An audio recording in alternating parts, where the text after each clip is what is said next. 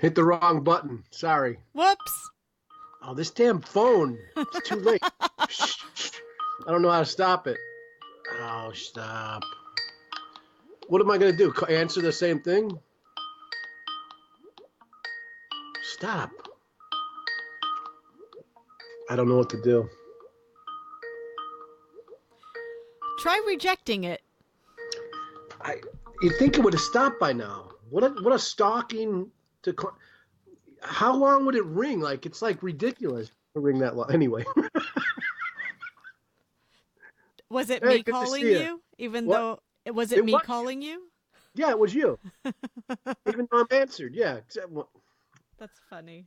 I don't want to get emotional contagion. I just listened to a podcast. I think I said this yesterday about emotional contagion. Uh-huh. And I still trip out over that whole concept. What is emotional contagion? Well, like online, if you post a lot of negative stuff, it could be picked up by your friends. Or if I'm in a bad mood or negative, that means I could turn you into a bad mood or negative. Or if I'm positive, I can uplift you. But that then means the deeper thing for me philosophically is means that we're not so individual after all. We're all connected. Because I like to think that your emotions aren't going to affect me all the time. Like what scares you doesn't scare me, let's say. What you hate, I don't necessarily hate. Stuff like that. So if the vibe is going to affect me and put me in a negative mood, then that means we're connected. And we're not so individual after all. When you think about it, like, and if we can transfer our emotional, we can have emotional contagion through electronic means like tweets and posts on Facebook, then we're really connected, like in a deep way. Because that's electronically. I'm not even face to face with you, or I'm not even. I don't know. It's just a trip to me. I just can't stop thinking about the concept of emotional contagion, negative and positive emotional contagion. Interesting concept. Mm-hmm. Do you think that it's sort of like that cliche of the rotten apple spoils the bunch? Yeah, it is. So that means all apples are connected. Like they're not so individual. It's weird. It's the weirdest fucking concept to me because I come from a philosophy of individual more than like and will, the power of the will and all of this stuff, and you can overcome and you can't make me feel bad. Like you when someone says you're making me feel bad, you're like, I didn't make you feel bad. You feel bad. Like that's been my defense before. But now I'm like, well, did I? Could I make you feel bad? And if I can, I don't mean to. Like there's a power to that. There's a power to that. If it's an interesting concept. Definitely. There was a study, there's been actually a lot of copycat studies of this, but there was a study where this like I think it was like rice or something, or maybe a plant that was in like cups of water, and there were two identical ones. And one of them got music played for them while the other one got yelled at and told a bunch of shitty stuff. And the one that got verbally abused ended up not thriving as well as the other Hello, one. And that's me. I'm really curious how true this is. I feel like it's one of those things that now like schools probably do copycat science projects in class or something with. It seems like a better bet than taking home an egg or a bag of flour or sugar and pretending it's a child.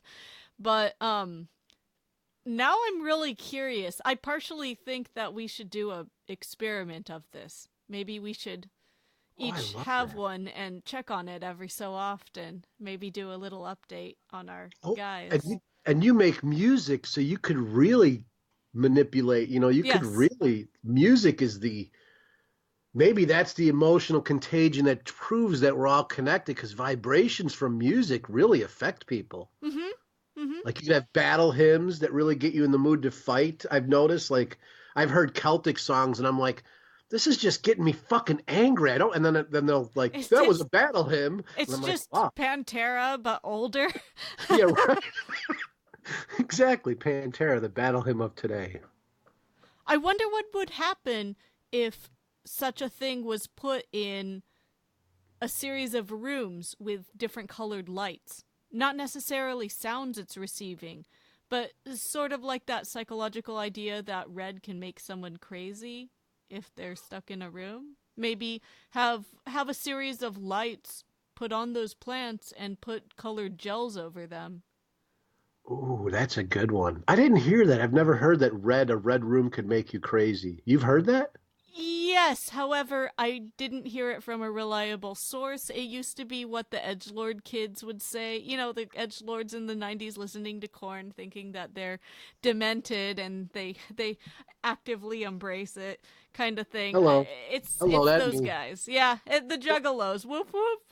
Well, LeVay had a red room, red and black room. He said that was the perfect aesthetic was red and black in the rooms. And I remember painting a living room red. But I've heard pink also mellows you. Like there's prisons that have painted their prisons pink inside because it mellows people. Yeah. Who knows? We'll have to try with plants. We're gonna do it. Yes. Yes. We'll do it. We'll have classical music in one room and then have maybe maybe Norwegian black metal playing for another one. But maybe we should really fuck up those plants and put the one listening to black metal in the calm room with all the calm pleasing colors and just the right light, whereas the one listening to classical music is given like the worst ray of light on like the worst fluorescent, and there's like red inside of there and Oh God! So they'll be pictures. confused plants. They'll grow in a weird way, twisted. Yes, yes. Spiral. They'll spiral, and then we'll put them together, just like how we're putting us together here for our Thanksgiving episode. Oh yeah, Thanksgiving. Yes, Boy, we're recording. Oh, I was just gonna say that. Are we recording? I can't help but ask that because sometimes you're not, and you're like, "Well, I wasn't recording." So, I only ask if we're recording when I say something I think is cool. But hey, were we recording? We are recording.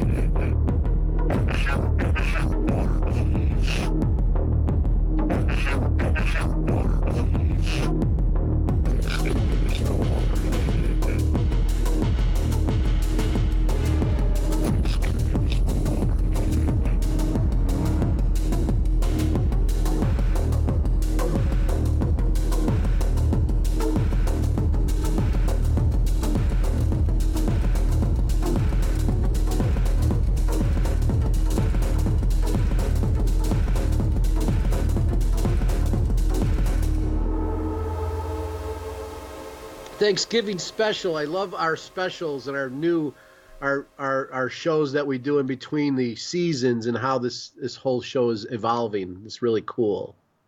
Oh, definitely. Originally I had thought maybe we should just be the contrarian for Thanksgiving and talk about what's terrible about it.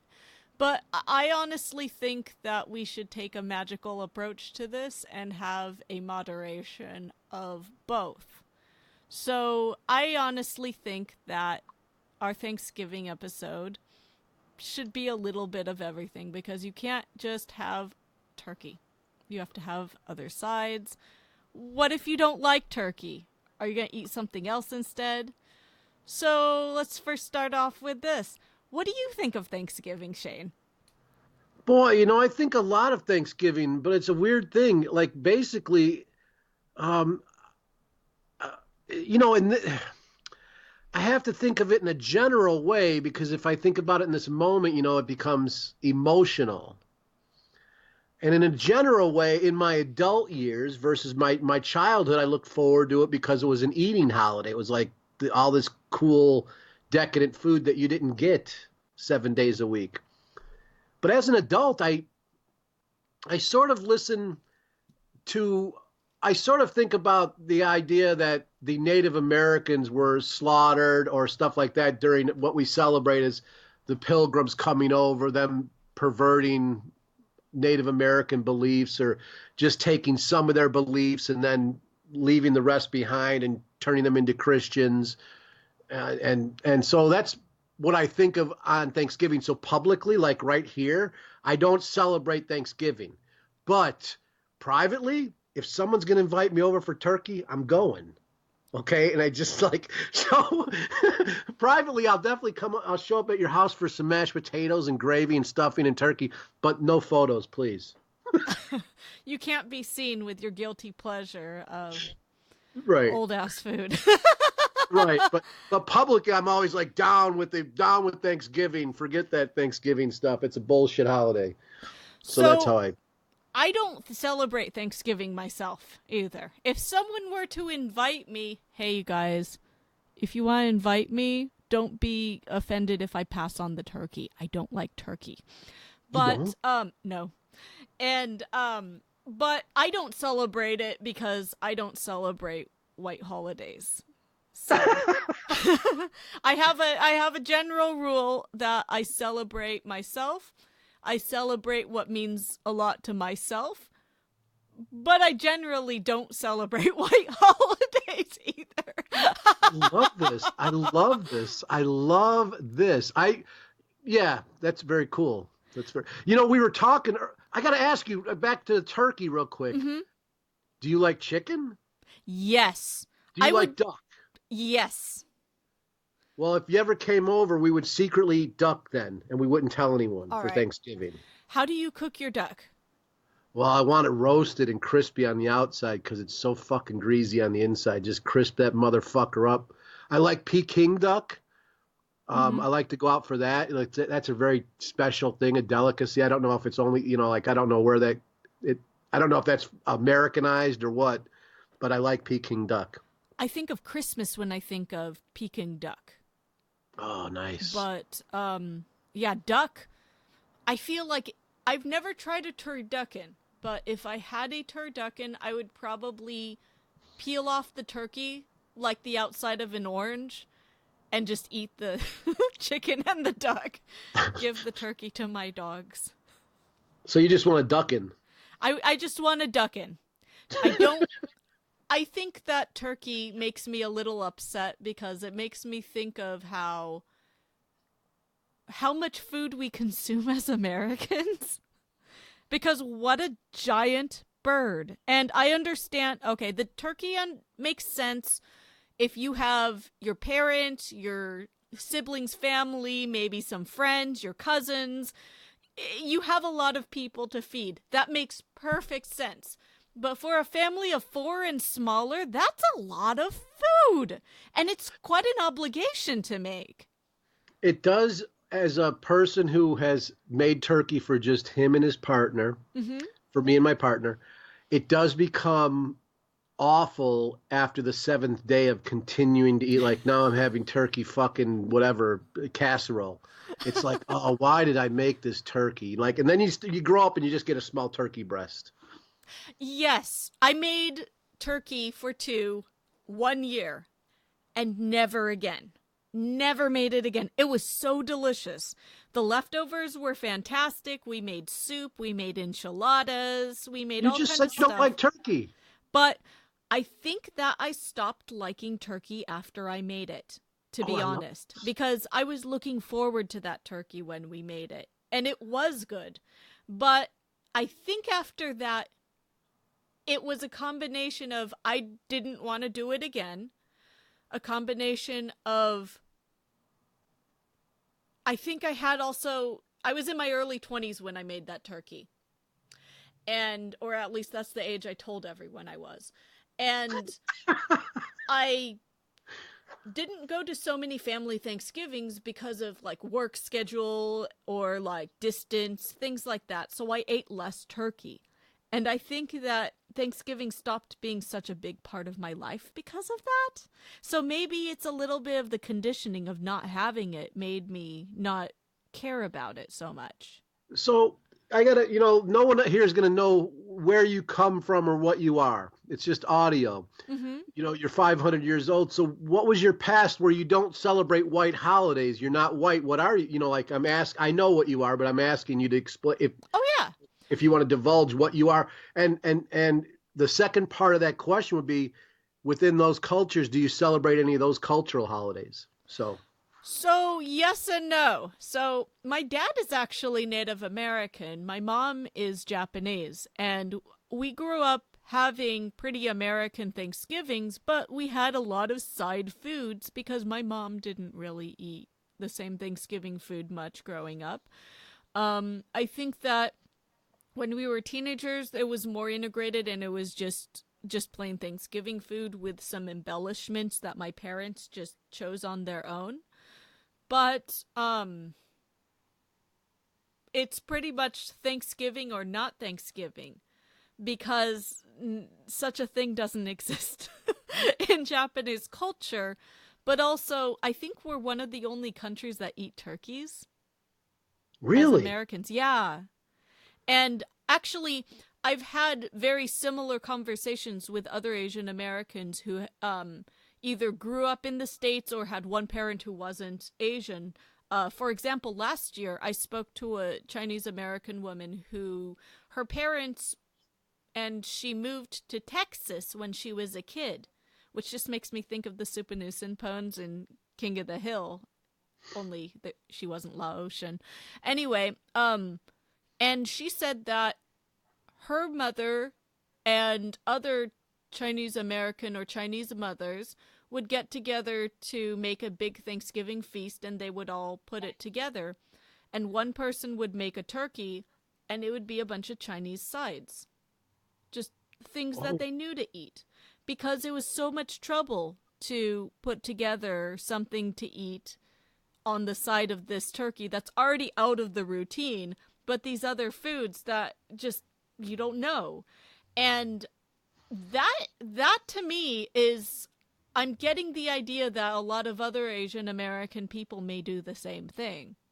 so Asian Americans would have different comfort food than Americans. So they're Absolutely. maybe making little side dishes that are Mhm. comfortable for like give them comfort or bring back memories of Definitely. childhood. Definitely. Because I was thinking about Thanksgiving for me, the only reason I've ever like I sneak and have it like I said politically I refuse it, but it's because of the psychological. When I made soda, they told me it's not. It's just sugar water. It's a psychological thing that people get addicted to soda pop. It's not for the flavor. And so I think Thanksgiving for me is like memories, like it's a time machine. I eat it and think about my grandma that's long passed away or my grandfather, and it brings back all these weird memories. And I wonder where your hatred of the white race and our holidays. You make it sound so terrible when you say it like that. So I think that it's more of a contempt for a lot of post war American traditions. I wouldn't ever call it a hate. I would more call it a contempt or I love exasperation with it.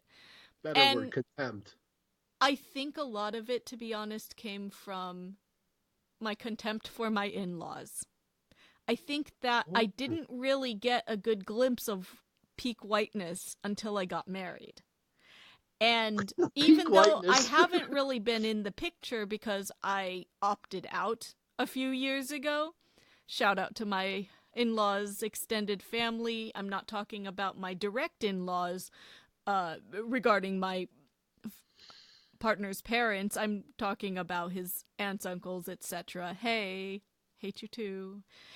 And they, I think that because their lives kind of followed what most of America did, keeping up with the Joneses, the memories of, oh, mom would make this, oh, mom did this, mom did that. But it was always this, there's so much cherishing the nostalgia, but not really the finished product. And it's something that I cannot appreciate because it's not my family's history. So I do admire that. But it's quite exhausting when you're not in that family to hear about it all the time. And I think that that act of the circle jerking, the nostalgia and the memories, but then you get together to fight or eat very mediocre food, but then you think back on it and it was so glorious. It was so beautiful. And we're going to have the best Thanksgiving ever. And everyone's going to be there. And I'm going to do everything. And it's going to be perfect because I said so. That sort of attitude about it, I think that attitude mixed in with that sort of trying to relive what your parents enjoyed through rose-colored glasses or something like that is such a strange phenomena that I both am fascinated by because I like to talk about it, but I also have so much contempt for it.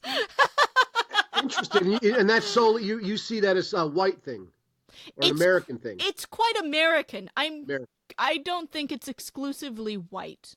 But I think that nostalgia is super American. Oh, but let me mention something that is actually something that Japanese people do as a tradition that this country doesn't have. So Japan has, for Christmas time, something called a Christmas cake. And everyone eats it. You have to buy it and eat it between the 24th and New Year's Eve. By the way, there's also a slang in Japan for women between 25 and 30 who are unmarried. They're called Christmas cake, and it's quite problematic. It's quite problematic of a slang because it's misogynistic and it pushes a gender role, but it's kind of funny. It's really funny that this exists. But anyway, it is funny. Hey, the Christmas cake, nobody actually likes the Christmas cake. It's What's not it made good. of? It's a sponge cake. It's very dry, and the frosting is often, it's okay, but it's quite mediocre. It's either red bean flavored, green tea, or strawberry, but I have seen chocolate before as well. And people put in their orders a month before to their local grocery store. Actually, if you come across a Japanese grocery store in the States, you could probably put in an order for one as well. I know that in Chicago, there actually is a Mitsuwa there. You could probably get your own Christmas cake if you want to. I'm fighting carbs right now. That's a perfect excuse to avoid it. Anyway, people do it out of traditional obligation, even though it's somewhat of a modern tradition it's borrowed and bastardized from English tradition because England has Christmas cake, but it's totally different. It has nothing to do with it, but it came from it at some point and then it grew legs and became its own thing. And I think that that's the most comparable thing to Thanksgiving dinner to me. The idea of the nostalgia. You always have Christmas cake with your family. You just do it, but no one likes it. But you don't talk about how much you dislike it. It is pulling teeth to get someone to admit that they don't like Christmas cake. Interesting. So there's no. So I'll talk. I don't want to get off. If I go on Christmas stuff, I'll talk about. We're having a Christmas special. Oh, we will have a Christmas special, at least one for sure. So is there no Independence Day or? Correct.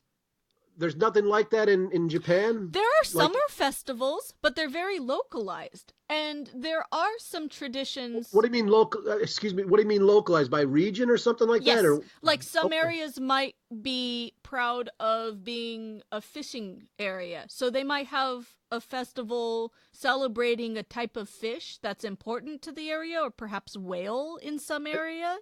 And is it like a holiday everyone gets off? No.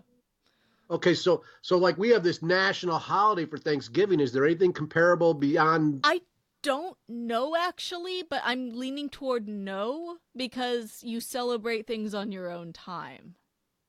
Yeah, great. Of the culture, I think. And I think that's something about Thanksgiving that's interesting to me too, is that America kind of shuts down on Thanksgiving. And oh, yeah. I kind of like it. I like it because if there's one day you could have with someone else, I guess that's the day. But I've had so many times where I was hurting for money and needed to work. And so I think that because of that, I don't see it as, why do we all have to be off work? I want to go shopping. Yeah, it is a weird thing. It is a weird thing, isn't it? You know, I guess it is in those perspectives. We're a very unhealthy young nation, so I have envy for old culture when I hear it from any Hispanics, anyone. I'm like, oh wow, that's deep, that's heavy, and makes me realize how young and foolish we are here a lot of times. Man, it's not foolish, but I like, think that Thanksgiving... You're right. It is ridiculous to force us all to have one holiday at Thanksgiving. Yes. Everything shuts down. It causes chaos. And I've had to work too. And I when you said that, I related to being a young man just on my own and not having work and going, man, I'm going to be short next week. I can't go do what I want because I couldn't work on these 4 days and 2 of them weren't paid. Yes. What the fuck? So I can feel that. Definitely. And, but I think that Thanksgiving is exclusively American, and it is American culture. It's just I think that America being a younger country than a lot of other ones, it's still an evolving tradition, I think. We're getting into territory within the last 5 years of how to have civil conversations with older generations. And I don't think that was a thing for, who knows? Do you know what? I haven't really sat through many Thanksgiving fights, so I'm not sure. Civil and short. Okay, yes. Boomer. Okay, Boomer. Okay, Boomer. I saw, do you know what? Speaking of Okay, Boomer, which I love, that's my favorite. It's my favorite. I saw a meme the other day that it was like a screenshot of a text message, and someone said, okay, Boomer, to their father, who said, that's Gen X to you, sir. And so then they put in alternating capital and lowercase letters in a mocking way, that's Gen X to you, sir. And I thought that was quite funny that it's impossible to dodge making fun of the generation before you. Yeah, well, being older, I don't like seeing the Gen X jokes start to roll out. I'm like, oh gosh, that's us. I'm old. we were ignored at one time. We were invisible to the world, and now Gen X is only here to be made fun of. And even then, it's boomers against. I wish I was forgotten about again. Yeah, it's like boomers versus millennials. Where's the Gen X? Again, we're forgotten, even in the war of the generations. I think that millennial even is a weird one too. Like, I'm on the old house. I'm within the first 3 or 4 years of millennial. And so I'm an elder millennial. And so some of the millennial things also, it's sort of relatable. Like yes, I think that everything goes wrong and everything in life is going to be expensive. Thanks a lot, baby boomers. But at the same time, I think that these same arguments have happened since civilization started. If you look up things about, generation gap, ageism, things like that, you'll come across quotes from 1800s, 1700s, where people talk about the younger generation in the same exact way. And if you just watch wild animals, like bikers, I'm joking. The older guy gets the throne, or monkeys, lions, wolves. The older one gets retired in a respectful way, but he loses a fight against the younger one. And after the older one loses a couple fights, he sort of just walks in to get, the younger one takes over, and the older one just sort of retires. And yes. So, at your Thanksgivings as a kid, speaking of the older wolf, did Dad get the biggest piece? And did Dad and Mom have a specific seat or hierarchy within your Thanksgivings? Okay, so we have two sides of the family. And so I think another reason I liked Thanksgiving was because we left our house and we'd go to someone, like someone in the family would host it with the biggest house and most chairs. And I was able to get away from the hell that my life was. So I sort of liked it. So my mom's family is I want to say redneck or hillbilly more, like they're simple Southern folks. Not white trash, but like a redneck working class, simple Southern person. And my father's side was Polish and Italians. And the one Thanksgiving I think of all the time is at my Uncle Ray's. And they would get Ray, his son, would go down to the basement and smoke tons of bongs with all his friends. And the whole basement would fill with weed smoke. And my Uncle Ray would get lit as fuck. And I remember one year he had like some sort of Jello with whipped cream dish, and they started fighting in the thing. They had a food fight, and my Uncle Ray's like, he drops his pants. You're only here for the money, and he starts throwing all this change in the air and dollar bills at all the kids, and we're scooping up all the money. We're like, it was like the greatest time for me. I was loving it. And my mom left. She's like, we're never going there again. There, and I'm like, that was the best time, a food fight. And then Uncle Ray dropped his pants. He's in his boxer shorts, and after he threw his money in the air. He threw all his money in because he's drunk off his ass, and he drops his boxer shorts. He says, "You want the money, the money," and we're all like, "Yeah, throw more money." So that's the Thanksgiving that sticks in my mind as the best. Like, that was a good time. I'm sorry if I went away from your question, but That's okay. That was far better. So we didn't. There was no biggest piece. It was just like a whole total eat as much as you want. There was more than enough, and everyone left with leftovers. So it was like a very abundant, a ritual of abundance is how I can look at it as an adult now. Like, oh, this is like a ritual of abundance, and poor people get together. Because all these are working class folks. I did not come from a rich family or any privilege, besides being white. I'm just saying class privilege. Mm-hmm. And so it was like that. It was like how I see it now was like, this is our one time to have abundance. The Harvest Festival. It was more like the Harvest Festival. And, you had piles of green beans, piles of potatoes, pile of all these different treats. And you had 3 servings, which you couldn't have at home, normal meals. And you took leftovers home and you ate it for days. And that was, I don't know, I guess it was fun.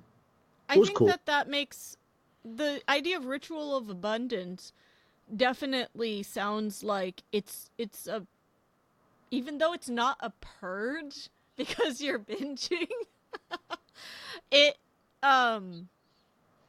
seems like it's a good release if you come from a background where you can't have a third helping and you've always wanted to have one. That's an understandable idea. I think that poorness in America is very exclusive also. The idea of poorness and who is poor is so nuanced in this country. So it's a very relatable thing, I think, because the nuance of poorness is not necessarily based on culture or race, but rather, your social class is based on work. And so I can definitely see why that could be appreciated. The idea of abundance, um, I think that it's a double-edged sword too.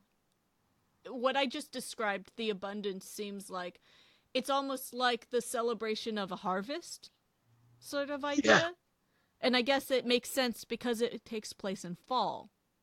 But then I think of also the piles and piles of enormous cans and bags and boxes of foods on the end caps of the grocery stores, and they're identical. And it's such a homogenized form of eating if you go by the book. If you don't have your own personal flair, it's a homogenized style of cuisine that's way too much. It's at that point not the abundance but the excess. Almost feels gross. That's neat. That's a good take on it. Yeah. You know what? I've been to some high end like where it's a buffet, but Mm-hmm. it's like at a high end. It's for rich people, and they'll do like the Oh yeah. $50, $100 you get. And I've been to a couple of those, and it seems like a ritual of decadence because it's very Yes. big shrimp, lobster tails, caviar, as much champagne as you want, jazz band playing. It's like, wow, this is fucking wild. Like I've never. This is how the other half lives, So Yes. it's a different ritual of decadence.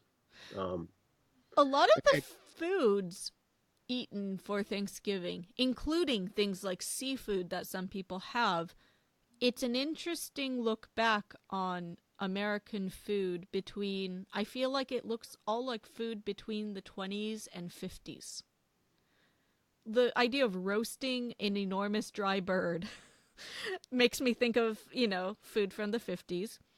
You have these casseroles of all sorts that are nothing to it. You just put together the mushroom soup with the couple cans of green beans. You got casserole.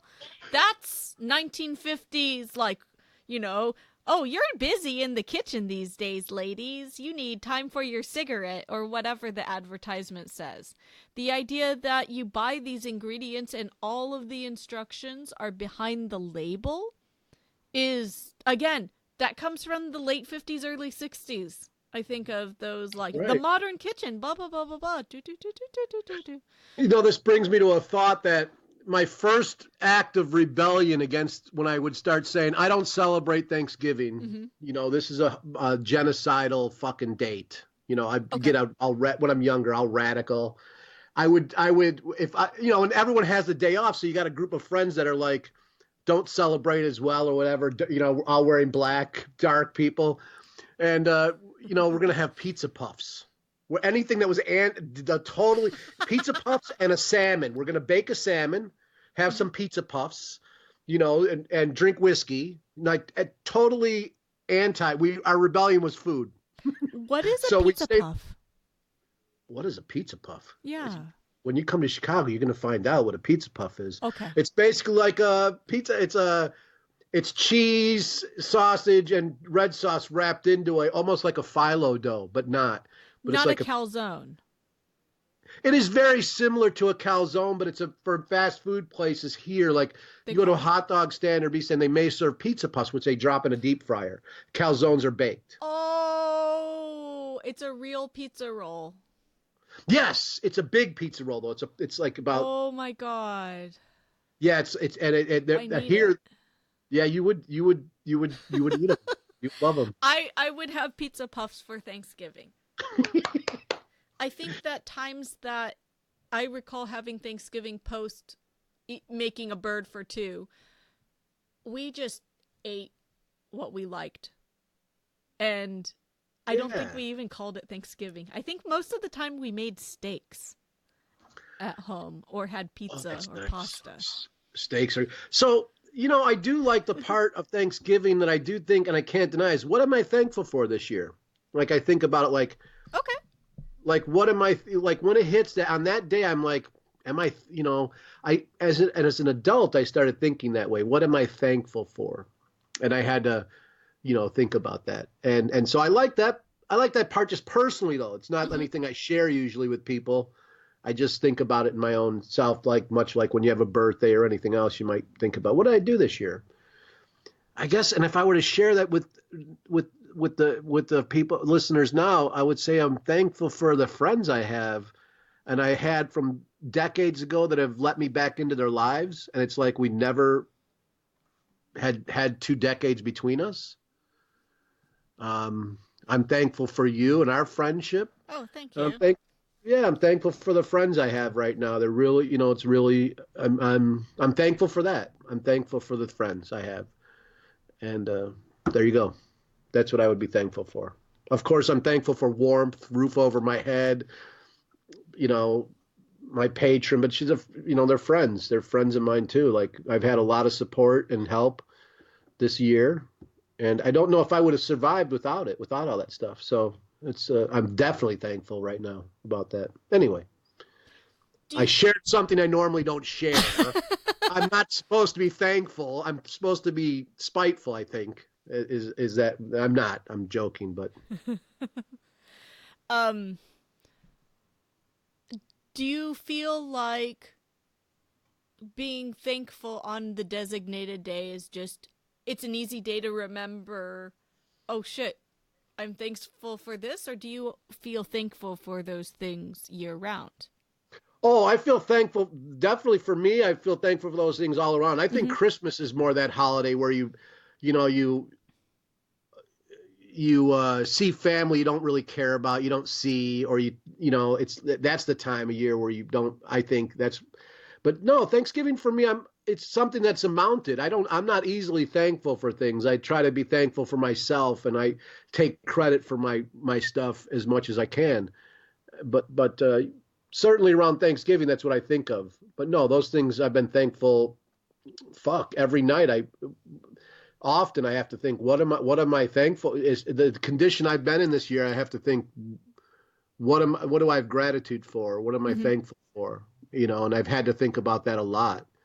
So definitely that's something that's amounted. Those grains of sand have amounted on the scale where it tips in Thanksgiving. And then it's an excess or an abundance of sand on that side. Yeah, yeah. I don't know what else this year Your for Thanksgiving. cornucopia of sand falling out of your shoe. What, what do you have any plans for this Thanksgiving? Well, I do see my parents the weekend before, and we're gonna. I'm not calling it Thanksgiving because I vehemently told them I don't Thanksgiving. And so what we're going to do is just a nice visit, and my partner and I will take them to restaurants we enjoy and would like to share with them because we show off pictures of our food all the time to them. And I kind of like that better because it's not turkey, but that gesture maybe that they enjoy about Thanksgiving, because my mom likes the idea of visitation. I don't know actually how she actually feels about Thanksgiving, but I know that my dad is very attached to Thanksgiving. Even though my dad is Native American, Thanksgiving is a huge part of his childhood because he grew up in the 50s. And I think that for his family, it was probably a ritual of abundance as well for them. They weren't rich at all. They were quite poor.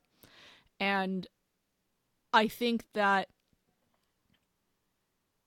that ability to just escape one day and eat like that, I think was very special to my dad's family.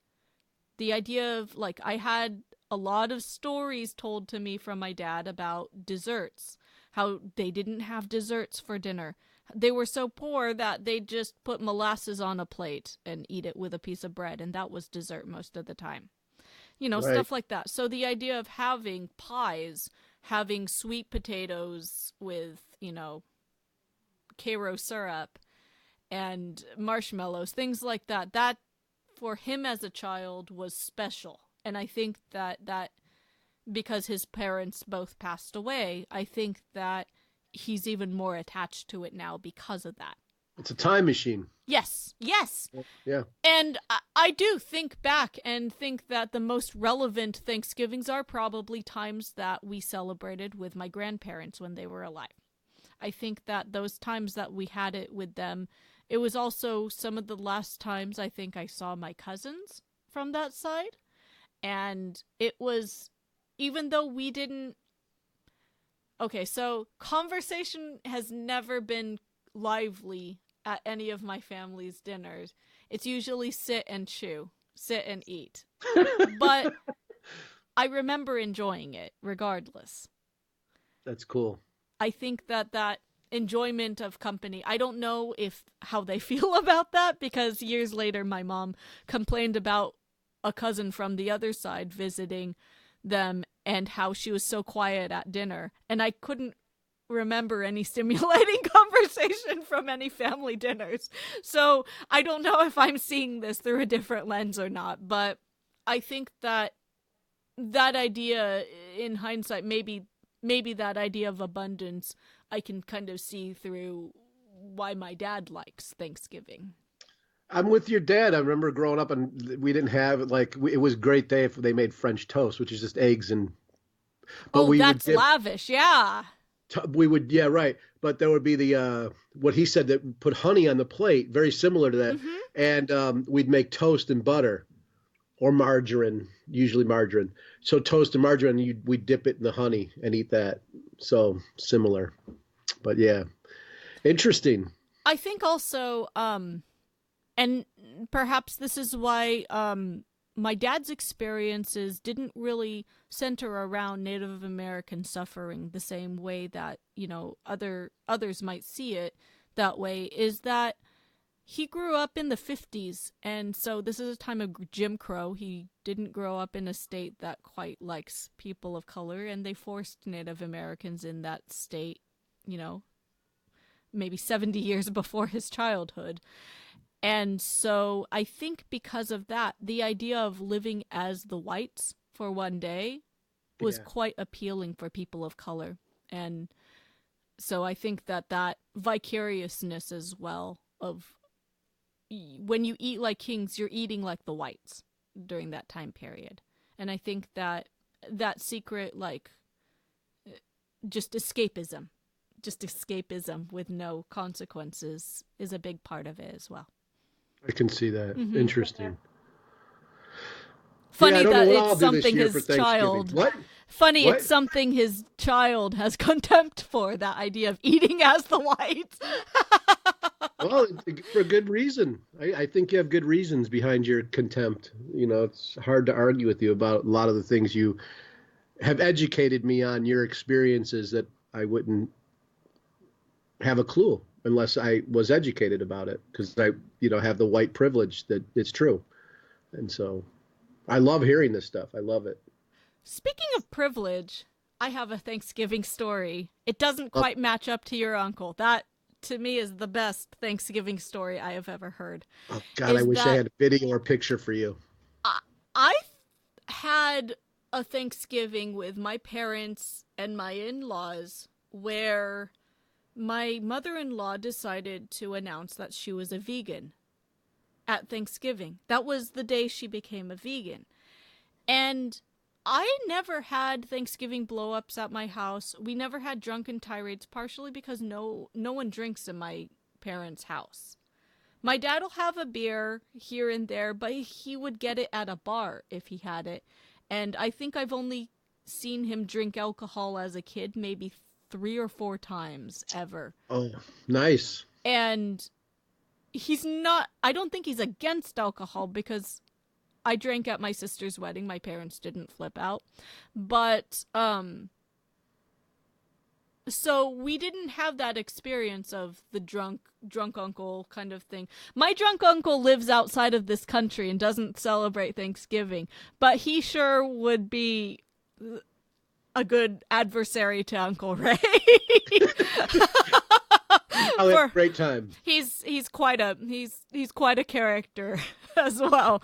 But anyway, so the dropping the ball, telling everyone that you're a vegan at Thanksgiving was probably the biggest emotional burden I had ever felt that didn't actually affect me. And it was so strange to me. Have you ever had one of those where someone dropped a ball? No, well, no. Well, for me, I would just laugh at them. Like I would just start laughing and like, hope you brought something to eat. Hope you brought some celery. I That's how I took vegans in my younger days with my family. I was a different person, so mhm. I was a total toxic male and didn't, I had a tough guy, brute attitude towards things. Um, so it's hard for me to think. It's not hard. I can remember those days, but I'm not like that today. If someone said they were a vegan, I would like, oh, let me make you a salad. Let me help you out, get something that you need. I I would. I think in hindsight, if we had known ahead of time, we could have had something in mind. Or my mom likes vegetables. My mom really likes trying new foods, especially something that's like a healthier alternative or some sort of alternative to something else. She's kind of an adventurous eater. And so I feel like that could have been an opportunity for conversation. That could have been opportunity to for my mom to even try something, and then my mother-in-law wouldn't have been alone in her being a vegan. However, I felt like it was a very odd surprise, and unfortunately, all of the pies had something about them that wasn't vegan Right, about them. right. And I don't think it was her being vegan that was the ball drop. I think the biggest problem was, and in hindsight, I do wish I was a little kinder about it. I wish I stepped in and stood up for her.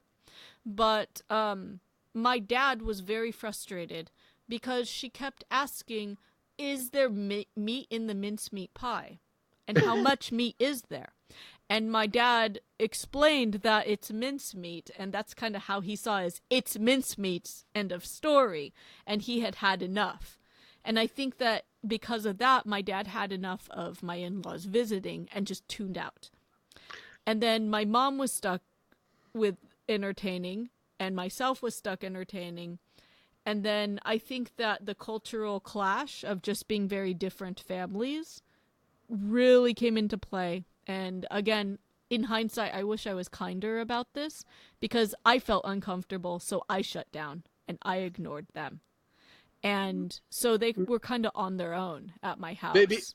maybe it was the emotional contagion your dad gave out. Oh, yeah, it sure was an emotional contagion. And then the icing on the cake. You ready? Yes. My dog almost bit my father-in-law because he was teasing my dog with his favorite toy, and we said, you gotta throw it, he doesn't like that, and he said, no, it's okay, we're cool with each other, and then my dog almost bit his face. Nice. And again, I wish I was kinder earlier, and I wouldn't have felt like my head was going to explode when that happened.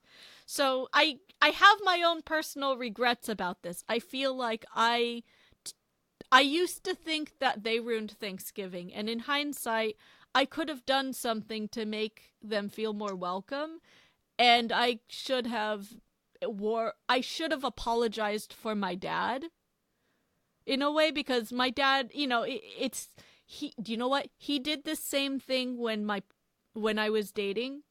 My dad would just shut down and storm off into his room and be, angry bear in a cave. And he didn't want to come out. He didn't say hi. He wasn't polite. And that's just kind of how he is. And I often forget how it's a little embarrassing when other people see it, but it's also more like I'm embarrassed for myself because I should have warned them how it comes off. And so it was a very messy Thanksgiving, but actually that's the messiest Thanksgiving I'd ever had. You know, when I think about hindsight is so 2020, but there are people that come into vegetarian or vegans and they're sort of jerky about it, or they didn't, Mm-hmm. like you said, she turned vegan there. It's like vegans I know bring their own shit a lot of times. Even when people will say I'll prepare something, they bring their own food. It'll be in a box. And the same with the dog. Like I'm a believer that you listen to the owners of the dog. If the owner says throw that, that's what he likes. He doesn't play like that. I'm Mm-hmm. going to throw it because you said so. Not I might think me and the dog got a good thing going as well, but you have to listen to the owners. Once you fuck that up, you have to own it.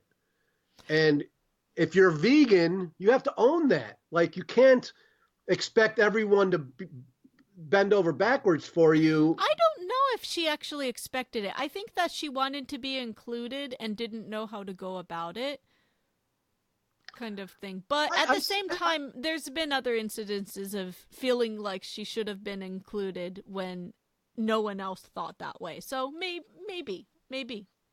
I'm not talking about her specifically. Just Okay. like vegans will come over, and if that's happened to me before, like, well, I'm a Mm. vegetarian, and I'm like, why didn't you Oh. tell me? Like, like that's on. Like my immediate thought is like, yeah, that's on you.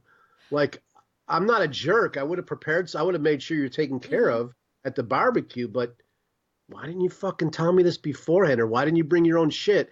And as I've gone through life, I've seen pro vegans, pro vegetarians. They bring their own shit a lot of times. They just don't trust it. A lot they'll travel with hummus. Yeah, and I would see it that way too. It's kind of like having an allergy, Yeah, or right. going to, yeah, anything that's outside of your routine. You have a routine. It's just generally that. I think that what was I But I about to also say? agree with you that Excuse me. it's cooler to be kind. Like I would have been kinder in my Hmm. situations too had I, hindsight. If I could be, I'm a kinder person today. I would try to figure something out for him. But now we got Grubhub, so I definitely would have figured something out. Does Chicago shut down for Thanksgiving, or are businesses open? Chicago is not New York, so it does shut down. Unlike New York, which I have an envy for New York because it does not shut down ever. But there are, for all of these things, when you go to Chinatown, like for Christmas or Thanksgiving, I've gone to Chinatown does not shut down for these things, and so you know a lot of times that's where I will go on Christmas or Thanksgiving. If I don't feel like going out, we go to Chinatown. So there's certain parts of Chicago that do not shut down. Maybe it's sort of like what I was saying earlier about, when you're working, the money is more important than a holiday. And I find that there's a lot of ethnic businesses open on otherwise Western holidays because either they don't celebrate it or it's a chance to pull in business. Just like being a bar open on the holidays. Sometimes that's the best business the bar gets because so That's many people go to the bar.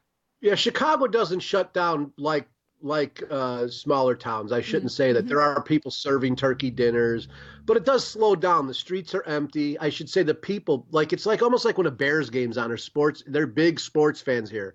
So when a game's on, you like notice it when you're walking down the street. You're like, no one's out today. Is there a game? Oh, there's a basketball game. There's no traffic. And so Chicago shuts down in that way, but a lot of the corner bars are open. I bet you Subway will be open. I bet you there'll be restaurants open that are serving Okay. turkey dinners. Oh boy, I went to an all-you-can-eat turkey dinner once as a starving artist with another starving artist, and this fucking guy stopped serving us. He said you have to leave because we're on like the fifth plate, and he's like, no, no more for you. We're like, it's all you can eat. No, sorry, I went off on Do that. It's you just think that he did that to everybody or just to you guys?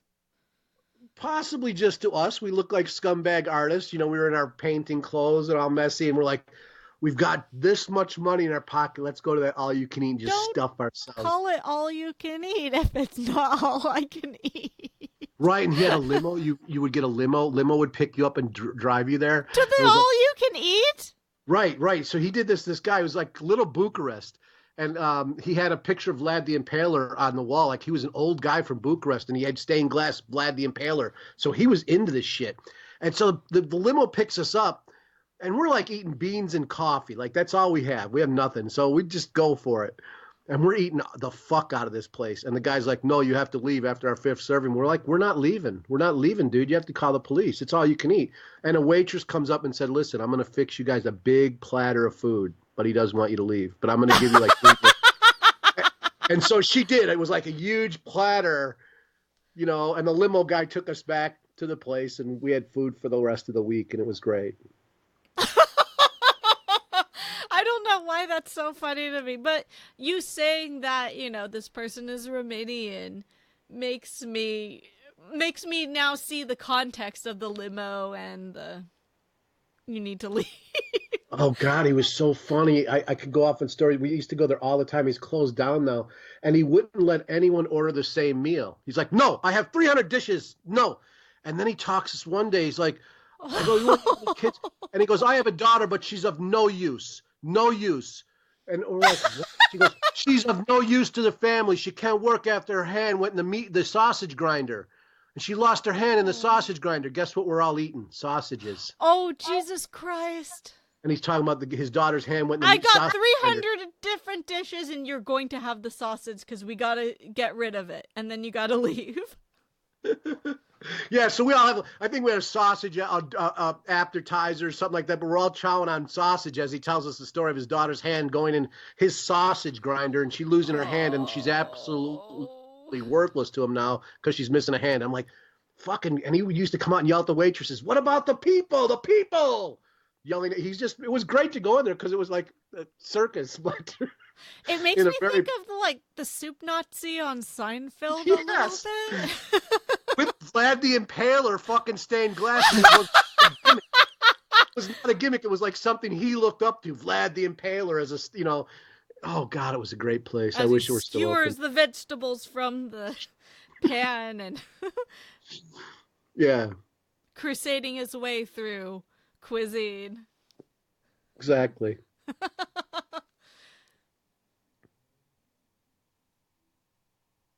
You know what I love about Thanksgiving also? The one thing I really love is and I don't like this guy too much, but William Burroughs has a song or a poetry he reads, the Thanksgiving Prayer. Have you ever heard it? No. Oh, it's really wonderful to play on Thanksgiving because he just goes off on anti-white, anti-American stuff. And the words, the lyrics, how he reads it is just so beautiful. I would look it up and sing it to you or read it to you, but I left my phone in the other room, or left my phone over there. It's out of reach. So we'll have in the body text a link for Thanksgiving prayer. This is William S. Burroughs, you're saying? Yeah, it's good. It's really good. I think you'll really enjoy it. Very nice. There aren't enough things, considering how important Thanksgiving is to America. It's amazing how there really aren't many Thanksgiving songs, artwork, or things besides commercials showing a family passing around whatever the food is advertised. I can remember one line, sort of. It was something like, thank you for the turkey that will be shat out of American assholes. Something like that. It's like, fuck up. He just goes off. It's really great. Let's talk a little bit about traditional foods and less traditional.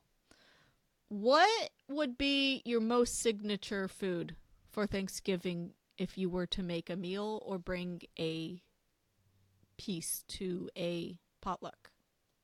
Oh, if I were to bring a piece for a potluck, I'd bring the same thing all the time, which is my Che chili I invented. It's a vegan black bean chili with you can put pumpkin in there, squash, red peppers. It's very good. Chocolate. You put chocolate and chili in there.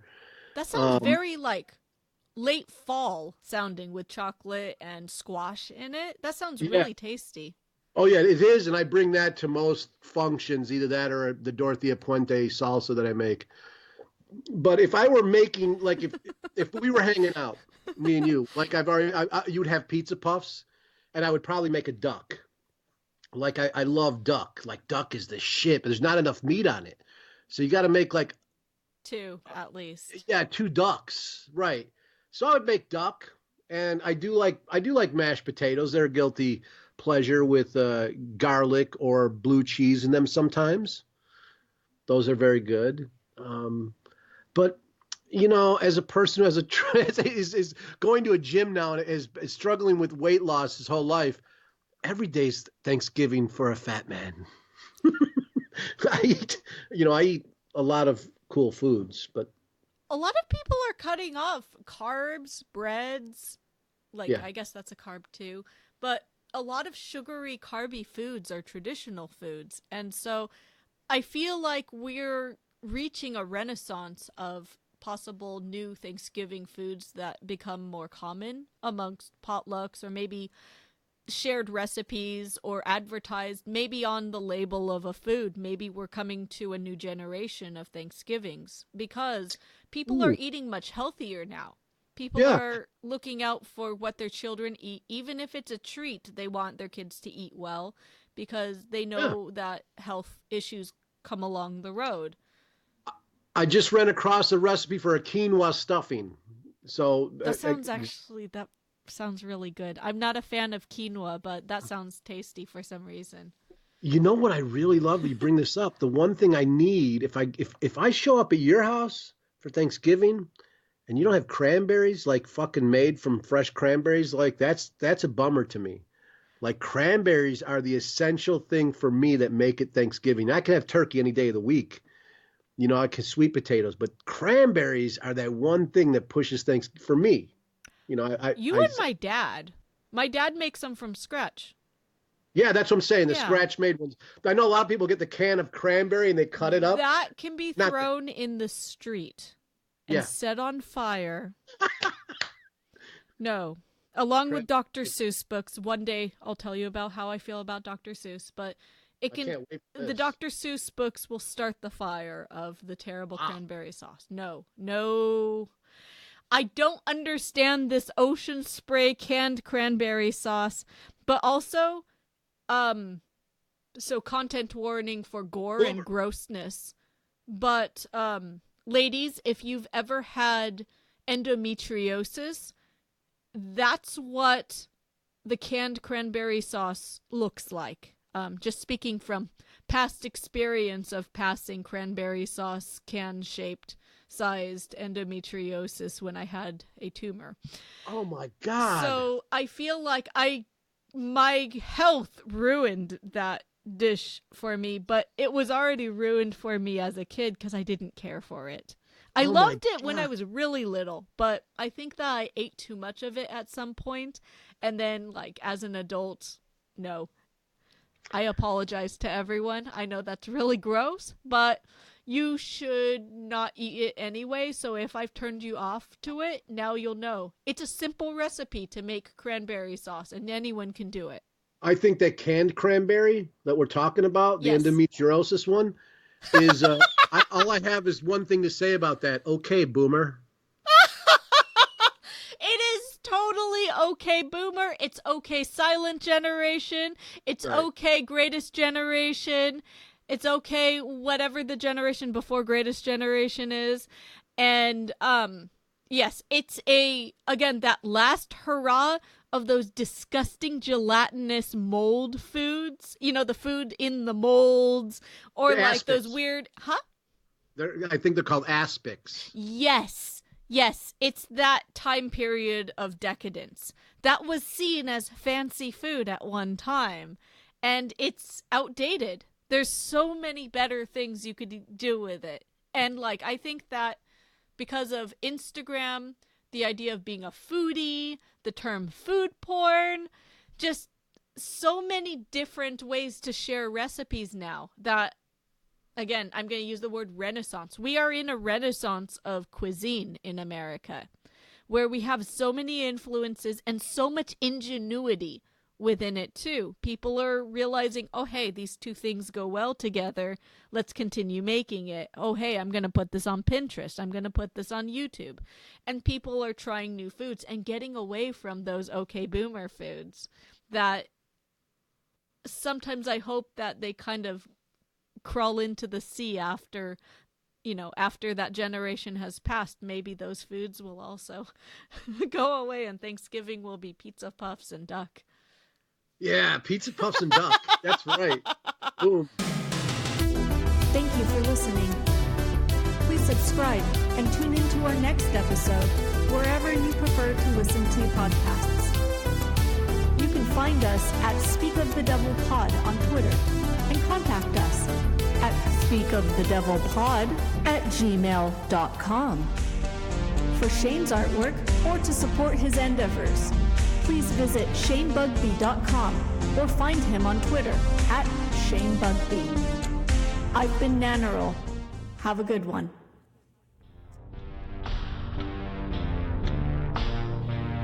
Oh, and ShaneIsTheDevil.com.